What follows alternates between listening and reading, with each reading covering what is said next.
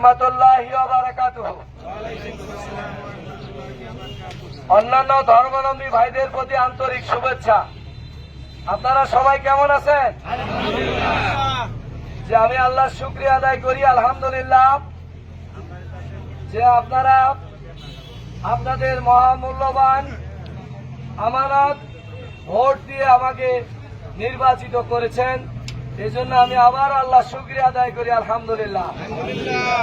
সেই সাথে আমি আপনাদের প্রতি কৃতজ্ঞতা জানাই, আপনাদেরকে অভিনন্দন জানাই, আপনাদেরকে শুভেচ্ছা জানাই যে আপনারা অক্লান্ত পরিশ্রম করেছেন। বিশেষ করে আমার মা বোনেরা, এমনকি আমাদের সনাতনী ধর্মাবলম্বী ভাই বোনেরা যেভাবে আমাকে এবারে ভোট দিয়ে নির্বাচিত করেছেন, আমি সকলের কাছে আবারও কৃতজ্ঞতা প্রকাশ করছি। আজকে আমাকে অনেকে ফুল দিতে আসে, আমি আপনাদেরকে বলতে চাই এই ফুল পাওয়ার যোগ্য হলেন আমার এই এলাকার ভোটার ভাই বোনেরা। আপনারা এই মালা আমাকে যে মালা পরে দিয়েছেন, আমি এই এলাকার পক্ষ থেকে দুইজন ভাইকে এই মালা আমি পরিয়ে দিয়ে আপনাদেরকে জানিয়ে দিতে চাই এই ফুলের মালার যোগ্য হলেন আপনারা। এই বিজয়ের আপনারাই হচ্ছেন কান্ডারি। এই বিজয়ের স্বপ্ন আপনাদেরই ছিল, যার কারণেই তো আপনাদের ভোটে আমি নির্বাচিত হতে পেরেছি।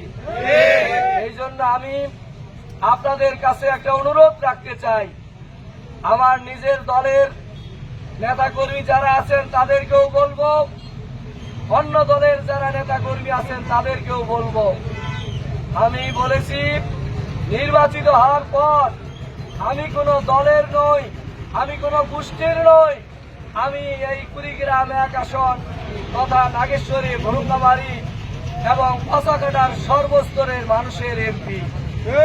কাজেই আমি আপনাদেরকে বলবো এই এলাকার উন্নয়নের স্বার্থে আপনারা দলমত নির্বিশেষে, জাতি ধর্ম বর্ণ নির্বিশেষে সকলেই আমরা ভাই ভাই হয়ে কাঁধে কাঁধ মিলিয়ে হাতে হাত মিলিয়ে আমরা কাজ করবো ইনশাআল্লাহ।